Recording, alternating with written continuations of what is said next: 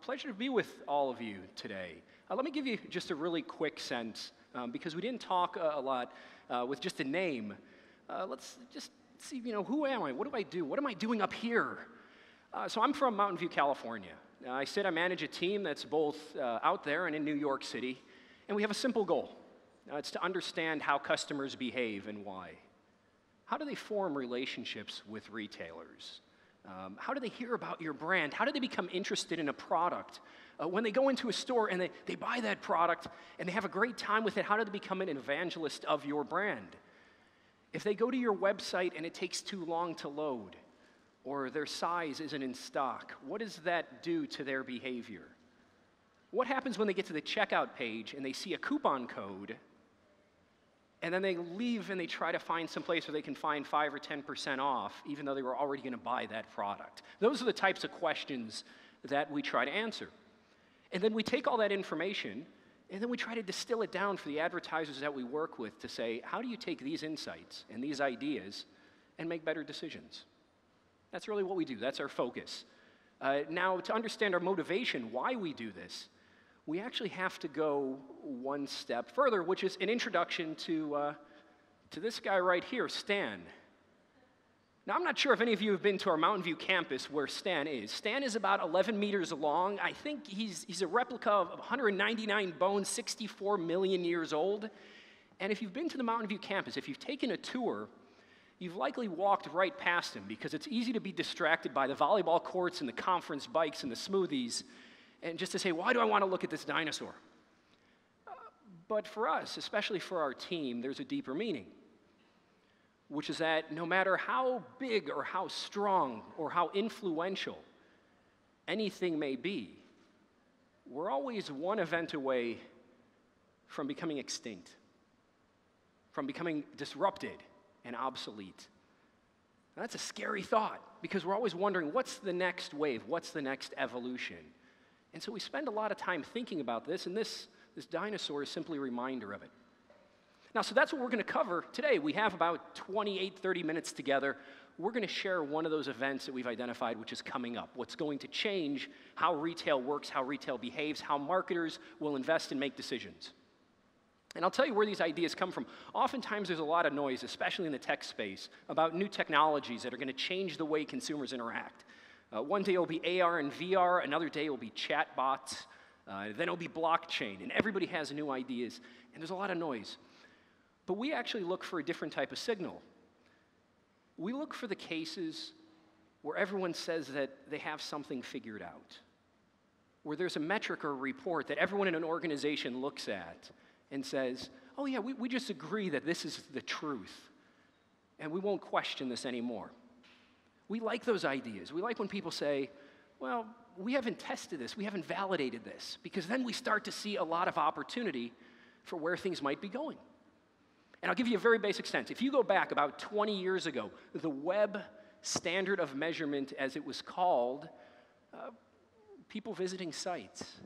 Anybody remember this? These are incredibly dated hit counters. You have to work really, really hard to find one on a website. In fact, the only one I can find today is actually on the bottom of an accreditation agency that looks at data and metrics. They still have one. They're holding on to theirs. But right now, no one would use this because we've moved on. But at the time, this was promoted as the web standard of measurement when digital was just getting started. Everybody looked at things like TV and print and said, well, this is all about reach. So if it's all about reach, this is all we care about with digital. It's the same compatible metric. Then after a couple of years, people woke up and they said, well, people are visiting our site, but what we really want to focus on are the people that are going to buy products and give us money. Those are the people that we want to look at, and this is where digital measurement has been ever since. Optimizing for that conversion rate, looking at how many people are going to click on that ad and convert right away. This is where it's been. But then we started to think, we have more than passing interactions with retailers and brands. We have relationships. All of you can think of your favorite brands, places you look forward to them having new products and that you'll buy frequently from. It's not always about price. There's a component of loyalty.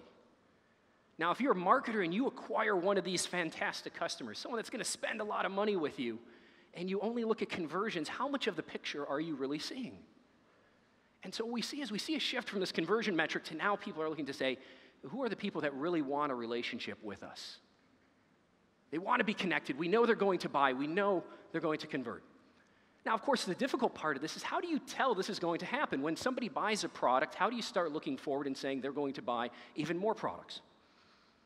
So we start to think, well, what if you could go out, and anybody here, you are all retailers as well as customers, probably of each other. What if you could look at the other participants here, and this is a social event, you all don't have to look at me, although that's polite. What if you look at other people and to say, how much are these other people going to spend with my business?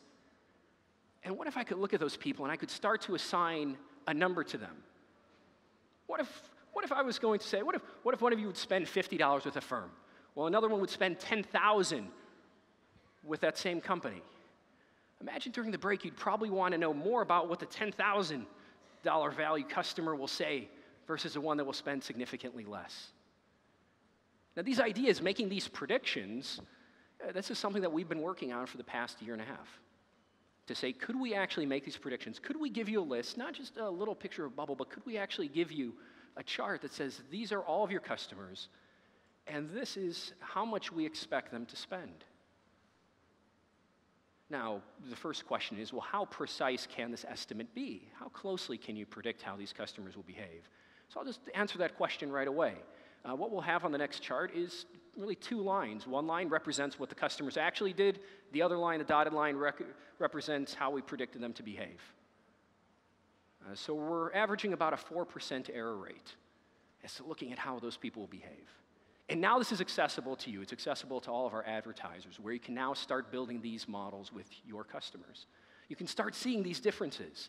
You can start seeing how strong that relationship is. So if you acquire a customer that's only going to buy once and you'll never see them again, versus someone that's likely to be a lifelong customer of your business, you can start valuing and investing accordingly.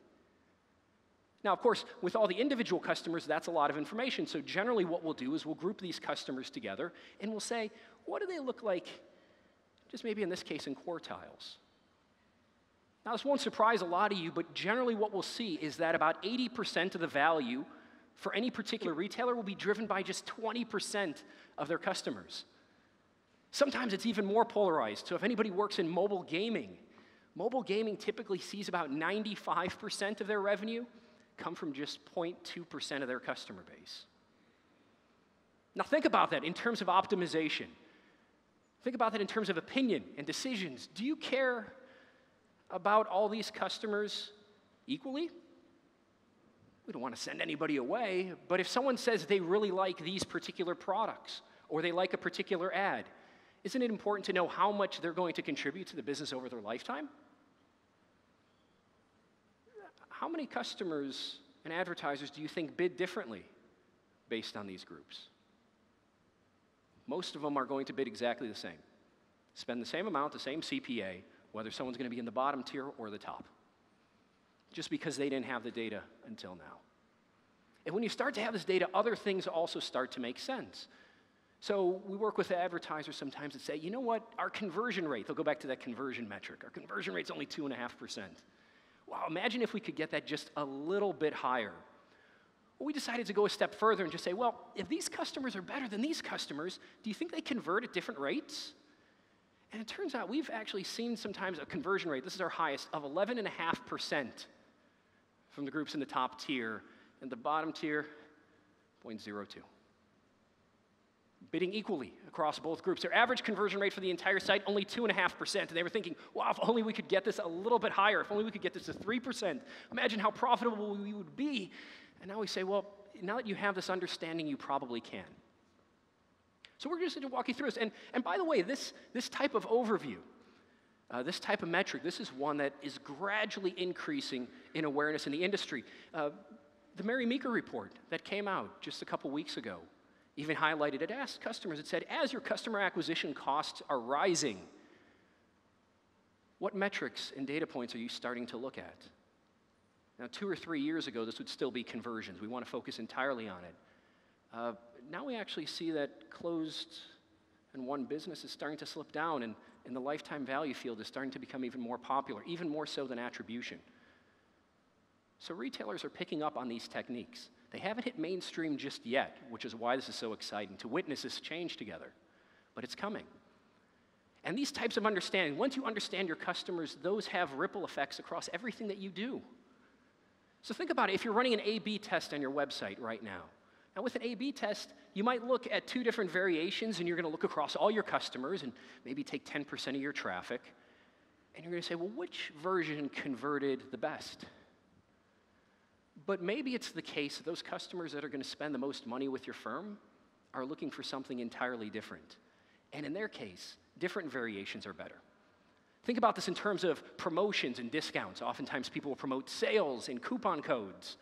And that works for bringing in a lot of those cheaper customers through the door and getting them to convert.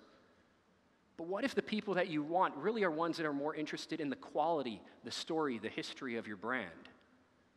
Well, now you have the ability to start to look at that. And the same thing with your direct marketing pieces. Now, we're going to answer this question a little bit later on in the presentation, but I want to plant it in your heads right now. What happens when you get into things like coupon codes in general? All too often, we run websites and we visit websites where as soon as you get to the landing page, they say, here's your coupon code. And even if you've already signed up for their email, you're thinking about all the other email addresses you can enter in. You can add like a period into your Gmail account. It still gets delivered to your box, but it's a brand new subscriber and a brand new coupon. Well, think about this for your customers. Who do you want to deliver that promotion to? If your business is going to lose 10 or 15% on a sale, which customer does it make the most sense to deliver to? The best customers? They might buy anyways. The worst customers, they might not come back. So we'll answer that in a moment. But I want you to think about the implications of this particular metric, just having it available, and how it might change the way that you interpret the success of your marketing campaigns. So will you send somebody that particular email? You have a chance to land in their inbox. You're going to tell them, here's a coupon. Or are you going to tell them that you're now GDPR compliant? And that's as far as it goes. These are real decisions that make impact. So that's the introduction. That is what we're working on, the problem that we're trying to solve. And what I want to give you are just things you can do today, how you bring this to life, how you make it real and actionable inside a business. The very first thing is to actually be able to calculate and integrate this metric. Now, there's a lot of data sources. We work with some retailers that have 17, 20 different data sources. You just really need 3 columns of data, which is a transaction amount, the date that it happened, and some identifier. Non-PII can be like a loyalty program number or key in your CRM system that allows you to tie multiple transactions together. That's enough to build that model. Now, in that case, when you're actually building that model, it needs to be at the individual customer level as well. So if you're at a firm that's working with an average lifetime value of all your customers, you miss those differences as to how much they're going to spend. So we want to get that down to the individual customer level. And of course, we can help with this. And since most of the work that we do in this space is backed by research that was done originally at the Wharton School, these are models that are open source that we can also share. So we can run them and help you, or we can give you the ability to run them in-house. You run these models, it outputs, it tells you what the lifetime value is, and then the third step is get it into a bidding and a reporting tool. Not to immediately take action. We'll talk about those steps. But today, just so that people can see it alongside their existing reports. So that when they're looking at a report to say, we acquired a whole bunch of customers, you can say, are these customers going to spend a lot of money with us or not? You can just start to have that lens and that perspective. And the fourth step, the absolute necessity of doing today, is to make sure that it's available across an organization. From the finance organization to the product organization, everyone needs to at least see the numbers that you're using to make decisions. Lifetime value will matter a lot more than just a conversion number. This is talking about the success of the business, how successful the products are, the customers they're acquiring. So it needs to be more available than just within a single marketing silo. So now once you have this, now you have a metric. And the question is, how do you start to enact some change? What are smart advertisers doing? They're going out and saying, well, let's acquire more of these people that are going to spend a lot of money. That makes sense. And this is where it starts to get fun. Because in order to acquire more customers, what we're going to do is look at all your valuable customers already, and we're going to say, what makes them the same? What are they doing? How are they behaving? And then where can we scale? Now, I'll tell you, different channels, just simply where customers come through, will behave differently. Here's one study from Washington University in St. Louis, where they found out that customers that were acquired through Google paid search we're going to have a 24% higher lifetime value than customers acquired through other channels. And what was remarkable about that was that that lifetime value was even higher when customers found a brand online and then still went in store for their very first purchase. You can share this entire study, but what we can also do is any other dimension, any other insight that you believe is relevant, whether it's if someone used a coupon code or if they got free shipping, if they bought during a holiday season, we can start to look at those various metrics and to say, how are they going to impact lifetime value? Now, these metrics here, these are illustrative. Although generally we see things like site visits perform really well to correlate to high lifetime value customers, how many times somebody visits your website before they make a purchase. People that are acquired during the holiday season generally aren't going to be worth a whole lot. We do see those behaviors. But some advertisers even go a step further and they say, well, we're pushing our mobile app onto customers. Does our mobile app change behavior, or does it just take people away from a website? Well, now we can actually look and say, well, what's the difference of someone that's using your mobile app versus not? Do they have a higher lifetime value? And if they don't, should we revisit the strategy to see how we bump that number a little bit higher? And we found some crazy insights across this as well. Demographic data, age, gender, household income, generally doesn't correlate to a lot in the retail space, at least when we look at long-term value. We find behavioral attributes work much, much better. Things like Net Promoter Score. A lot of companies have this more accessible than an LTV, but we generally find that Net Promoter Score, the really, really happy customers tend to stick around and spend a lot. The really angry customers, you're unlikely to see them again. People in the middle, it's a wash. And then also share of wallet. And this one's fascinating. This was from some university research, and we'll share the links and studies with you guys. But we originally thought that the people that are spending the most with a retailer would also be spending the most of their retail dollars with this particular company. Say, wow, you're spending $10,000 with us. That's well beyond most of our customers. We must be getting all your money. As it turned out, there's no relationship there. The customers that spend a lot with your firm are likely spending a lot in the entire category. In some cases, you've captured all of that money. In other cases, there's still a lot of opportunity and room to grow. So we've been adding on these types of metrics to say, you may be a high lifetime value customer. Do you still have room to grow? Or are you capped out? And we bring that in because companies have been using this to find more of these people in terms of automation. Magazine Luiza, largest retailer in Brazil. What they do is they said, wow, there's so many different variables and dimensions. How do we possibly analyze all this stuff? And that's why we have this tool called Similar Audiences, where we just said, well, tell us who your high lifetime value customers are. We'll use all of our signals to go find more. And in their case, they ended up with a 17% improvement in the return on ad spend. They're able to boost it just by saying, Google, go find more people like our better customers. We're able to tell you who these people are, and we're willing to bid accordingly to go acquire them. So how do we organize this? Well, if we said immediately what we're going to do is we're going to calculate lifetime value, what do we do next month? We want to understand who those high-value people are. We want to begin segmenting them, ideally by behavioral attributes, things they're doing on your site, products they're buying. Adjust bids on acquisition campaigns. If there are campaigns that you find that are reaching your really high-value customers, it doesn't make sense to bid the same amount as your low-value customers. Manual and automated processes work really well. You can import this information directly into Google Analytics or your web analytics platform of choice. It's a column of data. Or you can use it with a tool like Similar Audiences and join it together. And most important note on this is also consider the process for the low-value segments. If you're going to go out and find really valuable people, you also owe it to yourself to find out the people that aren't going to buy and not necessarily fire them, which is the term that some retailers have incorrectly used. You just don't want to spend money on them. Let them come to your site organically. Spend all your money and your focus on those people that matter. So we have the LTV numbers, we're going to acquire high-value customers, and then one thing we want to talk about just briefly is what we can do with the existing customer base. You have a CRM system filled with customers. What can you do with them? Well, as it turns out, not a lot. As it turns out, customers generally are going to behave the way they're going to behave. If you acquire a valuable customer, they'll continue to spend. If you acquire a really poor customer, you're going to spend a lot of money trying to get them to behave differently. There are exceptions, though, in cases where you have multiple product lines, where it's a high-involvement purchase. When you release a new product that customers may not have known during acquisition, In those cases, we find companies like Allstate who have done particularly well.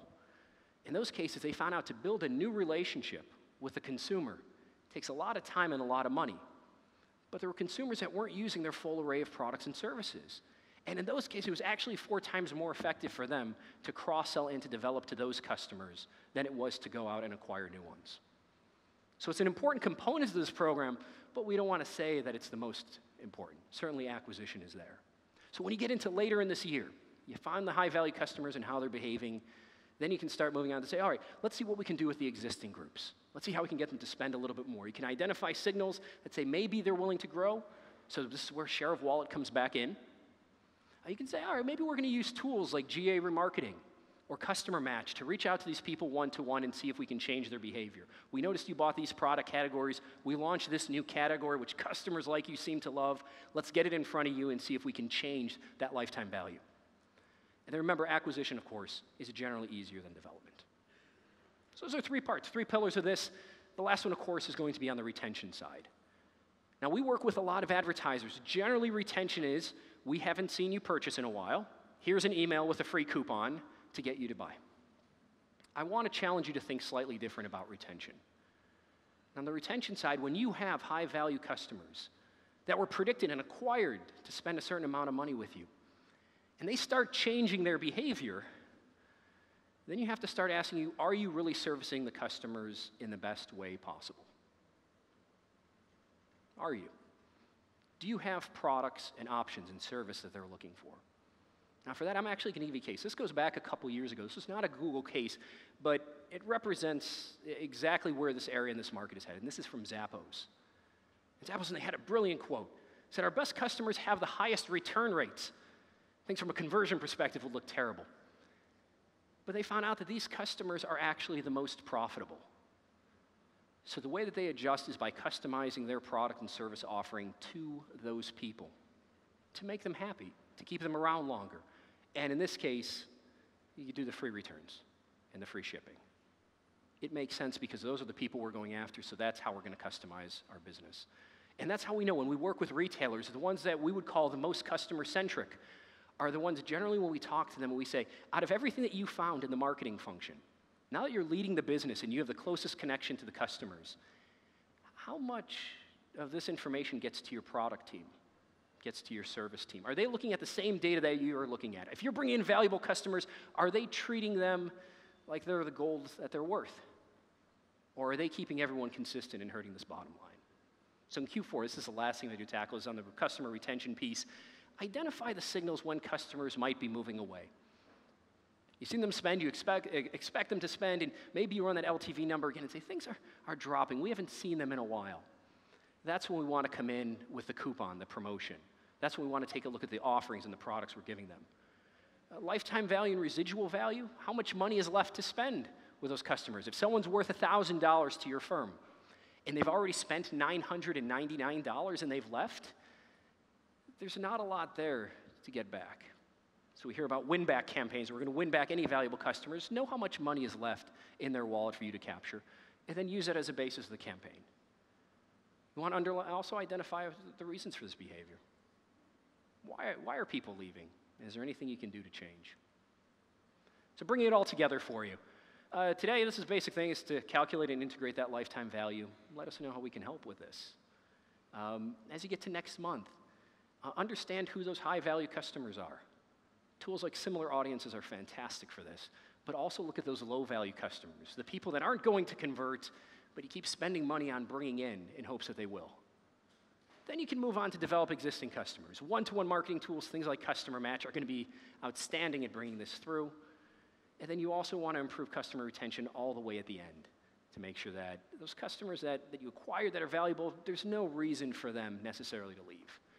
And if you want to break down generally how we look at marketing dollars, we would generally put, if you had $100 in your pocket, we would generally put about 90 towards customer acquisition, probably about $9 towards retention, and that left dollar just on cross-selling and upselling. You want to be opportunistic, but it's not a major focus.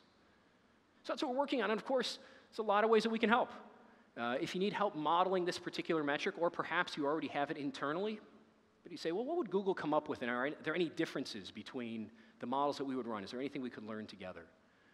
Integration into bidding products. Things like Google Analytics, this information works great and flows seamlessly into.